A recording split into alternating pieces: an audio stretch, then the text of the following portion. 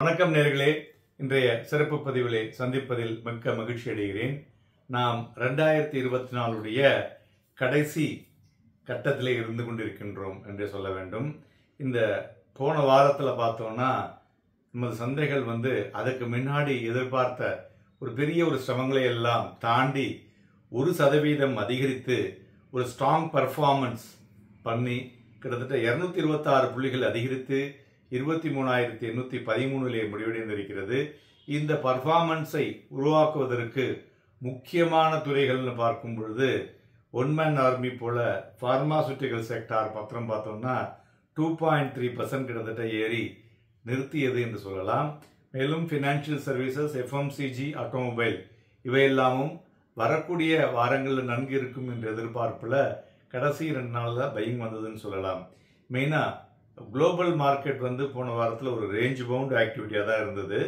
இருந்தாலும் ஏன்னா கிறிஸ்மஸ் இருந்ததுனால நமது சந்தைகளில் ஒரு ஸ்ட்ராங் Q3 ரிசல்ட்ஸ் எதிர்பார்ப்பு, மேலும் கன்சர்ன் அபவுட் யூஎஸ்னுடைய இந்த புது பாலிசிஸ் எப்படி இருக்கும் அப்படிங்கிறதெல்லாம் ஒரு இம்பாக்டாக இருக்கக்கூடும் என்ற எதிர்பார்ப்பில் ப்ளஸ் மைனஸில் இருந்தது என்று சொல்லலாம். மேலும் எஃப்ஐஐ பார்த்தோம்னா போன வாரத்தில் ஒரு கிட்டத்தட்ட 6,322 கோடி ரூபாய்க்கு விற்றுருக்காங்க. டொமஸ்டிக் இன்ஸ்டிடியூஷன்ஸ் 10,927 கோடி ரூபாய்க்கு வாங்கியிருக்காங்க. தென் ஃபாரஸ்ட் ரிசர்வும் டவுன் ஆயிருக்கு போன வாரத்தில். பட் நம்மளுடைய பேங்கிங் டெபாசிட்ஸ் இன்க்ரீஸ் ஆகிருக்கு. பேங்க்கோட லோன் குரோத்தும் போன வாரத்தில் பார்த்தோம்னா இன்க்ரீஸ் ஆகிருக்குன்னு சொல்லலாம். ஸோ மெயினாக இன்டர்நேஷ்னல் மார்க்கெட்டை போன வாரத்தில் பார்த்தோம்னா 2 விஷயங்கள் நம்ம பார்க்கணும். ஒன்று க்ரூடு, நமக்கு அச்சுறுத்தக்கூடியதில் ஒன்று க்ரூடு பார்த்தோன்னா 2% மேலே விழுந்திருக்கு. தங்கமும் அது மாதிரி 1.5% மேலே விழுந்திருக்கு. ஸோ இது ரெண்டும் நம்ம இந்த வர வாரத்துக்கு ஒரு பிரீத் ஈஸி முதல்ல அதேமாரி ஒரு மூச்சு விடுவதற்கு ஒரு வழிகளை சந்தைகளுக்கு கொடுத்திருக்கிறது என்றும் சொல்லலாம்.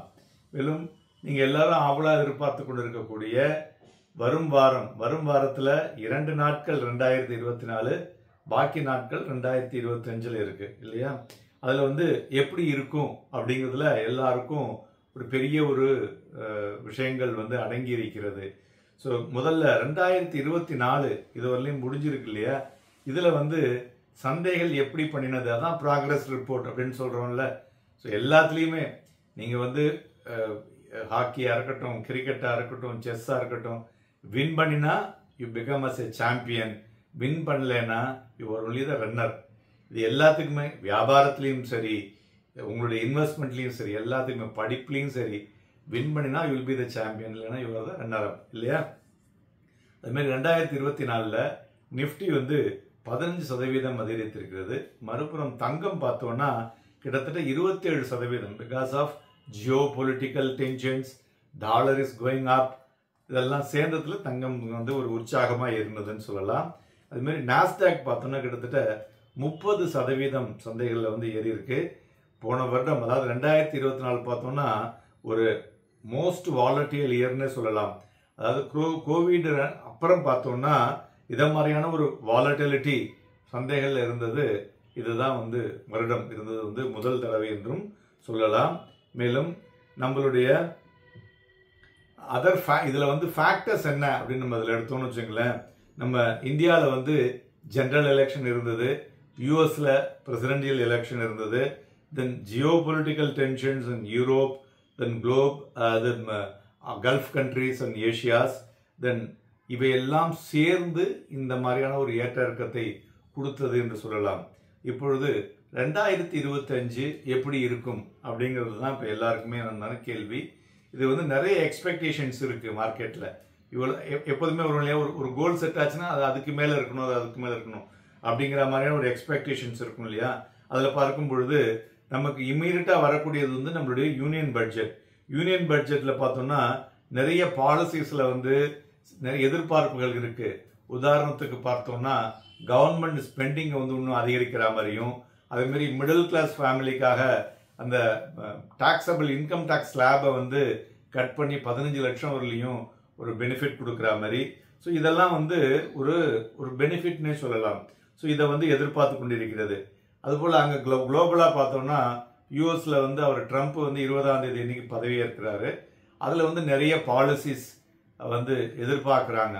அந்த பாலிசிஸ்ல முதல்ல பார்க்க வேண்டியது வந்து இந்த டாரிஃப் ஹைக். அதுல வந்து பாத்தீங்கன்னா ட்ரம்ப் வந்து ஸ்டில் வந்து அவர் சைனா மேல ரொம்ப கோபமா இருக்காரு. அதனால சைனாக்கு வந்து இந்த டாரிஃப் ஹைக்கு வந்து திணிக்கக்கூடிய வாய்ப்புகள் அதிகமாக இருக்கும். ஏன்னா சைனாக்கு டாரிஃப் ஹைக்கு திணிச்சாருன்னா இந்தியாவுக்கும் திணிக்க முடியாது. ஏன்னா ஒருத்தர் அடிச்சா இன்னொருத்தர் அவர் தாங்கினாதான் அவங்க நாடுக்கு வந்து அது சௌரியமா இருக்கும். அதனால அது வந்து சைனா மேல திணிச்சால் இந்தியாவுக்கு வந்து பெனிஃபிட்டா தான் இருக்கக்கூடும். ஸோ அதனால அதுவும் வந்து நமக்கு அந்த 20ஆம் தேதி வாக்கில் தெரிஞ்சுப்படும். இதை தவிர பார்த்தோம்னாக்க நம்மளுடைய Q3 ரிசல்ட்ஸ் அது வந்து வர இருக்கு. அது வந்து ரொம்ப க்ளோஸா மானிட்டர் பண்ணி ஆனுங்க. இதுல பார்த்தோம்னா இப்ப இந்த டிஜிட்டல் பேமெண்ட் இருக்கு இல்லையா, அதாவது நம்ம நியூ ஏஜ் செக்டார்னு சொல்றோம்ல, நெக்ஸ்ட் ஜெனரேஷன் செக்டார் அப்படின்னு வந்து இப்ப நம்மளே பேசியிருக்கோம். ஒரு 2 மாசம் முன்னாடி, ஒரு 2 வாரம் முன்னாடியும் அதை பத்தி பேசியிருக்கோம். அதுல பாத்தீங்கன்னாக்க like digital payments, EV electric vehicles, then solar energy, QSR, then AI artificial intelligence, இதெல்லாம் வந்து ஒரு key data points to the next இந்த 2025 பட்ஜெட்ல இருக்கக்கூடும். ஸோ அதனால இந்த துறைகள்லாம் வந்து டில் பட்ஜெட் வந்து ஒரு மொமெண்டம் இருக்கக்கூடும் என்று எதிர்பார்க்கலாம். அதே மாதிரி டிசம்பர் மாசத்தினுடைய ஆட்டோமொபைல் சேல்ஸ் டேட்டா 1ஆம் தேதி வர இருக்கிறது.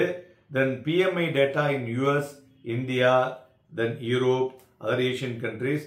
ஸோ இந்த மாதிரி வர வாரத்தில் 25 பிறக்கும் போதே ஜாம் பேக்டு டேட்டாவோட மேக்ரோ லெவலில் இருக்கிறதுனால so this will give you the என்ன சொல்றது events or give the good directions to the மார்க்கெட்னு சொல்லலாம். அக்கார்டிங் டு மார்க்கெட் டேட்டா வந்து எந்த மாதிரியான ஒரு ஸ்ட்ரென்த்தை கொடுக்கறது அப்படிங்கிறத நம்ம பார்க்கணும். மேலும் அடுத்த வாரத்தில் எந்தெந்த துறைகள் நன்கு இருக்கும் நாம் பார்க்கலாம் என்று பார்த்தீங்கன்னாக்க பார்மாசூட்டிக்கல் துறை, ஏன்னா ஒரு ஸ்ட்ராங் ரிசல்ட்ஸாக இருக்கக்கூடும். பிளஸ் இந்த USD/INR இம்பாக்ட் வந்து அவங்களுடைய எக்ஸ்போர்ட்ஸ்ல வந்து அதிகமாக திருப்பளிச்சிருக்கு. ஸோ அதனால அந்த துறை மொமெண்டம் இருக்கக்கூடும் என்று எதிர்பார்க்கலாம். அதுபோல ஹோட்டல் ஸ்டாக்ஸ் நம்ம வந்து போன வாரம் ஸ்பெஷலாகவே அதை பற்றி போட்டிருந்தோம். ஏன்னு காட்டிங்கனாக்க ஒரு பாசிட்டிவா அந்த செக்மெண்ட் வந்ததுக்கு காரணம் நல்ல வெட்டிங் செக்ஷன்ல எல்லா ஹோட்டல்ஸும் நல்ல புக் ஆகுது. இரண்டாவது வந்து strong companies booking for their meetings like exhibitions, then other meetings, அது மாதிரிலாம் போயிட்டு இருக்கு. ஸோ அதனால ஹோட்டல் இண்டஸ்ட்ரியிலையும் மொமெண்டம் இருக்கக்கூடும். தென் ரியாலிட்டி ஸ்டாக்ஸ் ஒரு நல்ல ஒரு strong demand in all the 3 tiers, tier 1, tier 2 and tier 3. So அதனால அது வந்து இந்த Q3ல ரியாலிட்டி ஸ்டாக்ஸ்ல பிரதிபலிக்க கூடும் என்ற எதிர்பார்ப்பு. தென் நம்மளுடைய ஐடில என்ன சார் அப்படின்னு கேட்டீங்கன்னா அந்த ஆர்டிபிஷியல் இன்டெலிஜென்ஸ் வந்து ஐடில வரதுனால அதுக்கு நிறைய எதிர்பார்ப்புகள் வரக்கூடிய பட்ஜெட்ல இருக்கிறதுனால அதுவும் வந்து மொமெண்டம் இருக்கக்கூடும் என்று சொல்லலாம். மேலும் சற்று முன் வெளிவந்த தகவல் படி வோடாஃபோன் ஐடியா வந்து கிட்டத்தட்ட பாத்தீங்கன்னா 11,650 கோடி ரூபாய் அவங்களுடைய லோனை வந்து கிளியர் பண்ணியிருக்காங்க. திஸ் இஸ் ஆல்சோ வந்து ஒரு பாசிட்டிவ் நியூஸ்னு சொல்லலாம். மேலும் நம்மளுடைய கேட்டகரி 1 கரெக்ஷன் வந்து ஓவர்னு சொல்லலாம். ஸோ இதை எப்படி நம்ம வந்து கண்டுபிடிக்கலாம்னு பார்த்தீங்கன்னாக்க இந்த 23,263 வந்தது இல்லையா, ஸோ அது வந்து இந்த பாசிபிலிட்டி வந்து ஒரு கேட்டகரி 2 கரெக்ஷனும் முடிஞ்ச மாதிரி தெரியுதுன்னு சொல்லலாம். ஸோ அதனால இந்த 23,263 to 25,040 இது வந்து அடுத்த சில வாரங்களுக்கு இருக்கக்கூடும் என்று எதிர்பார்க்கலாம். ஸோ அதனால இது வந்து ஒரு கன்சாலிடேஷன். இது வந்து நம்ம நேத்தி கூட அதை பத்தி பேசியிருந்தோம். இந்த கன்சாலிடேஷன் வந்து ஒரு ஷேப் அப், ஒரு புது பேட்டர்னை வந்து உருவாக்கக்கூடும். அதுல வந்து பார்த்தோம்னா நிறைய துறைகளுக்கு ஒரு இன்டர்னல் ஸ்ட்ரென்த் கிடைக்கக்கூடிய வாய்ப்புகள் அதிகமாக உள்ளது. அதாவது ஒரு பேஸ் பெட்டராக இருக்கக்கூடும் என்றும் எதிர்பார்க்கலாம். ஸோ அதனால நண்பர்களே, மேலும் இந்த F1 வந்து அந்த லாட் சைஸ் இன்க்ரீஸ் ஆகுது. செபியினுடைய நிறைய இன்வால்மெண்ட்னால ட்ரேடர்ஸ் வந்து டெரிவேட்டிவ்ஸ்ல இருந்து கேஷ் மார்க்கெட்டுக்கும் மைக்ரேட் பண்ணக்கூடிய வாய்ப்புகள் அதிகமாக இருக்கும். ஸோ அதனால கேஷ் மார்க்கெட் மூவ்மெண்ட்டும் பெட்டராக இருக்கக்கூடும் என்று எதிர்பார்க்கலாம். நாளைய தினம் நமது சந்தைகள்ல வாங்கி விற்பதற்கு, அதாவது வாங்கி விற்பது அப்படின்னாக்க first buy and then sell. So அப்படின்னா என்ன சார்ங்கிறத வந்து இது நிறைய ட்ரிப்பு நம்ம சொல்லியிருக்கோம். ஏன்னா மார்க்கெட்ல வந்து 50 பாயிண்ட் மேல இருந்தாலும் அது வாங்கி விற்பது தான், 50 பாயிண்ட் கீழே இருக்கும்போது அது விற்று வாங்க வேண்டும். ஸோ ரெண்டுமே நடக்கும். ஆனால் மெஜாரிட்டியில அதாவது அந்த ஓவராலா இந்த வாங்கி விற்கக்கூடிய மூவ்மெண்ட்ல வந்து உங்களுக்கு ப்ராஃபிட்டபிலிட்டியை உங்களால எடுக்க முடியும் அப்படிங்கிறதுக்கு தான் இந்த வாங்கி விற்பது என்பதை பத்தி சொல்லிக்கிறோம். ஸோ அதனால இதை வந்து நீங்களும் வந்து என்ன பண்ணணும், ஹோம்ஒர்க் செய்யணும். ஹோம்ஒர்க் செஞ்சு நான் இப்போ கொடுத்துருக்கக்கூடிய டேட்டா இப்போ வந்து நிப்டி வந்து பாத்தீங்கன்னாக்க 23,835 இருந்து 24,276 வரையிலும் செல்லக்கூடும். அது வந்து ஒரு ரெசிஸ்டன்ஸ். சப்போர்ட் பார்த்தோம்னா 23,652. ஸோ அதனால இந்த டேட்டாவை வைத்து நீங்க வந்து இதுல வாங்கி விற்கணுமா விற்று வாங்க வேண்டுமா என்பதை அந்த கரண்டா போகக்கூடிய டேட்டாவை வைத்து அனலைசிஸ் பண்ண வேண்டும். ஸோ இதுல வந்து உங்களுக்கு எல்லாருக்குமே நன்கு புரியும் நினைக்கிறேன். ரெண்டாவது, நம்மளுடைய இந்த பதிவு மட்டுமல்லாமல் நம்மளுடைய டிவி சேனல் பாத்தீங்கன்னாக்க ஒரு அறிவுபூர்வமான விஷயங்களை நீங்க எப்படி வந்து சந்தைகளை பணம் பண்ண வேண்டும், சந்தைகளை எப்படி பார்க்க வேண்டும் என்று சொல்றதுக்கு உண்டான விஷயங்களை நாம் சொல்லிக் கொண்டிருக்கிறோம்.